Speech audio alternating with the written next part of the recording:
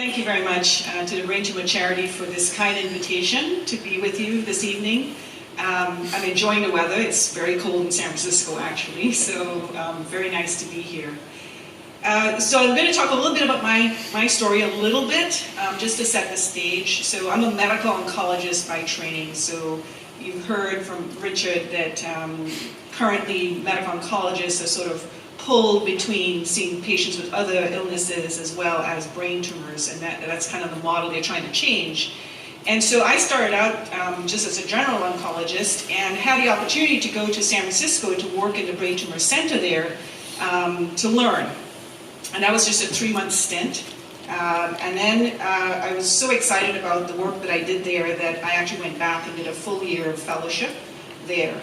And what attracted me to that area and the institution was really the fact that they already had set up this ability for scientists to talk to clinicians and to translate all of the impressive work that was being done in the lab and the discoveries, getting it to the patient. And so my role when I first started at UCSF was really to actually run clinical trials, to ask questions about new treatments, and it was primarily about improving outcomes. So whether it's tumor shrinkage or having patients live longer, that was the focus. And I think that still has to be the focus. That's why we're here for a lot of the discoveries. And so I was very excited to be in an environment where that was the sort of expectation, is that you work together as a team. And I think what you're hearing about the effort that you just heard is really trying to pull that team together.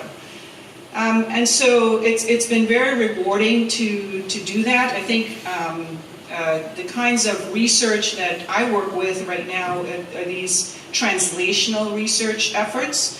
So the NIH, which is the equivalent of the funding agencies here from the government, have these programs called a Specialized Program of Research Excellence. And these are teams where each project has to have a clinician and a scientist as co-leaders of every effort. And what that means is that you have this sort of back and forth of the clinician's experience with the patients informing what's happening in the efforts in terms of research. And that kind of relationship, I think, is so powerful because you're not sort of losing focus of why we're doing all of this, which is the patients and the families. And so my ability to work with these teams has really allowed us to think about things like epidemiology. Epidemiology is sort of the numbers game, like why do patients get this type of tumor? Who's at risk for it? Are there things that we can predict about how patients are doing? Are there markers that tell us about how patients respond to treatment? So all of that kind of work is part of what we do in terms of keeping it focused on the patient. So that's one of the projects that I'm involved in. The other research that I'm very, very invested in is imaging. So every patient with a brain tumor, as you all know, gets scans. We get MRI scans on a serial basis to assess what's happening with the disease. But it's very difficult because the current way that we look at scans and the way that scans are acquired are really limited because it's just telling us about the static, what's happening in the brain. What are the structures? Do we see contrast enhancement, which is that leakage of that dye that's given? Do we see that in the images that we look at?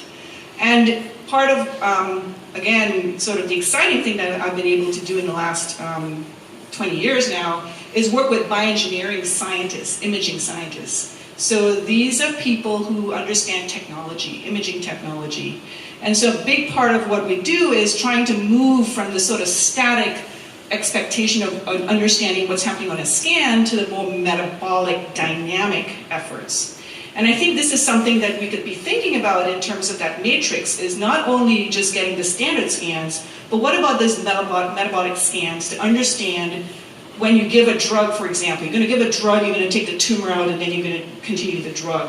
Well, if we do a scan before we give the drug, we do a scan, soon after we give the drug, we do a scan before surgery, we do a scan after surgery, and subsequently, if that scan can tell us about the metabolism of the tumor, the actual what's happening within the tissues itself, that's a non-invasive way to track whether you're modulating a signal. And that's very powerful in terms of giving us that go, no-go message, which is really what we're trying to do with all of these new clinical trials, is saying how we can get a signal that really tells us that this is something that's going to be effective or not. We don't want to go down the path of taking all of these drugs to a point of like a phase 3 trial, which is the very, very large numbers of patients, and at the end of the day find out that it didn't work.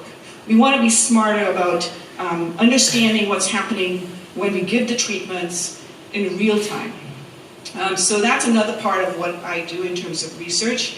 And so it's amazing to me, because whenever I tell my patients, we're trying this new technology, we don't know what it's going to give us yet, they're so excited to partner with us. They're like, I'm going to have a scan anyway. If you're going to learn something about this disease and it can help with your planning of your trials, sign me up. It's just another scan. You might need to scan them maybe another 30 minutes, but they're like so generous to be partners with us. And that's part of the success, right? The success is this true partnership between the patients and the clinicians and the scientists. So that's been very, very rewarding. And then some of the other work that we've done is delivery of drugs. So how do you get drugs and treatment directly into the brain where the tumor is, and try to spare the side effects of treatments? So delivery, and this is where Colin is expert, he's a neurosurgeon, so it's actually like putting tubes directly into the tumor and directly giving the drug into the brain itself, trying to spare, like I said, the side effects. And then novel signaling pathways and novel treatments is the other way that we're trying to understand how we can target tumors. Similarly, immunotherapy is another big area of understanding how we can harness our immune system to target these tumors. So to me, it's very exciting to do all this work in terms of looking at discovery, to partner with these amazing scientists, but it's ultimately also how are patients handling the treatments? What are the side effects of these treatments for our patients? What is the impact on their quality of life and their survivorship? And so we have not been very good at tracking that with every disease that we do. We do the sort of classic side effects, like what's your blood work look like? Does your liver function okay? Is your kidney working okay? So we do that systematically whenever we test new treatments, but we're not very good so far at systematically saying, how did you feel? How was it for you? What was the impact on your energy, on your sleep? So those kinds of patient-reported outcomes is where, if we tag those on to our clinical trials, and that's something I think is going to be part of this matrix, is to really track the quality of life questions about how it is that you're experiencing these treatments. That's a big, big part of what we need to do. We want to get patients living longer, but we want to get them living longer with a good quality of life and to maximize that as best as we can. So not only is it important in terms of how are you feeling, your energy, your sleep, your time, fatigue, those things, but it's also about the cognitive function. And that's another part we have not been very good at. It's how are patients thinking subsequent to all these treatments? After surgery, for example, are they able to multitask? Are there areas where you're seeing these kinds of effects on patients? And if you don't systematically check these things before the intervention and then subsequently along the trajectory of the course of the illness, we're missing big opportunities to try to improve. We're missing opportunities to understand who's at risk to develop these types of symptoms, and how can we target those patients in a more proactive way. And so what I've been very, very excited about is that we have a neuropsychologist that we've hired into our group who is a cognitive rehab physician. So most neurocognitive function, you go in and you do a battery of tests. It's almost like 2 hours of testing. And you come up with a result. And it's really focused about what you can't do. And we're taking a different track. We're saying, what can you do? And how can we make that better? And how can we, just the same way as if you had a weak arm or a weak leg, give you exercises to help improve that? The same way we're trying to do this with neurocognitive function. So we have actually research where we have the standard neurocognitive rehabilitation efforts. We meet one-on-one with a person. And we now have this iPad sort of app. We actually give the patients the iPad, and we actually track how they're doing with these exercises using an iPad. And we also have now an app that you can put on your phone for sort of reminders. And so we're actually piloting this study where we're sending patients one to one, so it's 3 different arms, to try to understand if we can deploy neurocognitive functioning and rehabilitation in a much more diverse and much more universal way for patients and families. So you can see that there's a lot of work still to understand the connectivity of the brain, and that's where, again, this type of work is so beautiful in terms of building what we understand about the normal brain. The connections between, we know that it's not just the frontal lobe does something, it's the frontal lobe works with the left side and right side, with the back of your brain. I mean, everything's connected now when we understand that when you see something, for example, that brings back memories, right? When you smell something, that brings back memories. So you have all this connection that's happening in the brain, and how can we better understand that so that we can actually try to build these connections back so that patients can be as well as possible. So I listen to patients, that's part of what I do. It's important to hear what it is they're telling us that's important for them, but I also listen to caregivers. And I know in this room there are a number of caregivers as well of patients. And I remember about 6 years ago, one of my patients' wives, his wife, came to me after her husband had passed. It was about a year later, and she came to me and she was very thankful for the care we gave to him. But she said something to me. She said, you know, you did a great job with him, but you did a terrible job with me. And I stood there and I said, well, what do you mean? Like, what? And she said, well, you know, there wasn't anyone for me. Who was there looking after me? I have to look after my loved one with the brain tumor, but no one was looking after me, and I struggled.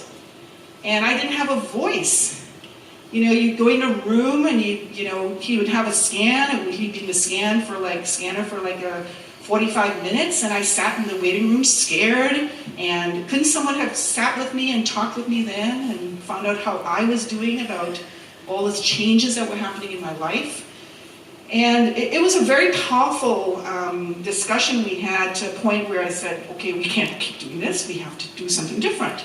And so we just celebrated our 5th year last year of the Gordon Murray Caregiver Program in Neuro-Oncology. It is the only one that exists where we have dedicated personnel, and all they do is take care of the caregivers. We have a full team for the patients. You know, we have the nurses and the physicians, but this is purely for the caregivers. We have a support group that we've formed now for the caregivers only, where they can talk and support each other. We have a retreat, an educational retreat, just for the caregivers. We provide them with breakfast and lunch and massage and music therapy. So that has been really, really incredible. And then we had another patient of mine who came to me and said, I have young children in the home, and I'm a child psychologist. This is the patient's wife. You didn't have any programs for how I should cope with telling my children. And so I was like, again, okay, we need to do something different. And so now we have all these resources available in our clinic, and we're geared to identify the patients and the families who are at risk in terms of having young children in the home and teenagers in the home. We also have a family camp that we've had for the last 4 years, where we take families with patients with brain tumors, and we have a full retreat for them from Thursday to Sunday. We provide food and accommodation, all free of charge, all philanthropically driven. And it's a chance for these families to actually learn from each other, to have programs for the kids, programs for the patient, and programs for the spouses. And so it's been really, really rewarding to see this type of effort move, not only from the patient, but this very holistic approach to say we need to take care of the caregivers. Because if they get burnt out, or if they are not cared for, it's hard then to take care of the patient. And so that focus has been something that we're trying to try to mobilize across many institutions in the United States. I think it's one whenever I tell people about our program, it's almost like, well, why aren't we doing this? This is something we should be doing. And so I think that that's another area that we're interested in looking at research as well, in terms of, you know, how our caregiver is doing, just as much as we care about the patient. And then lastly, the last effort that I want to tell you about that we're building, it's just starting, is a survivorship program for, we're targeting at first young adults, because we feel that patients who are in the age range of, say, 18 to about 30, and they get a diagnosis of a brain tumor, can be particularly challenging because they're facing their life, to start their life. They're facing, you know, your education, a new job, starting families, building a home. And then that gets kind of curtailed, right? It's a shock, and then they go back home sometimes because they need support with their families, appropriately so. But then a lot of times they do well and have a period of time where they're actually not in treatment. And we found that we're not really taking care of those patients in that trajectory, that part of their illness. And so we're now going to go back and say, okay, we want to have a dedicated clinic where we're focusing not on the treatment, not on the chemotherapy and the radiation, because most patients are finished that area, but it's about how are you living? How are you living well? And it's really focusing on bringing in neuropsychologists, psycho-oncologists, physical therapy, you know, integrative medicine, all the things that to try to optimize how that patient is going to do. So that's another effort that we started, again, and that was with philanthropic support to allow us to build these kinds of programs. So in the end, it's about the research, absolutely, but we also want to pay attention to, you know, how patients are doing, how families are doing, and how best to work together to make us all get to the point where we want to improve the survival and the outcomes of our patients. Thank you for sharing, for spending time with me.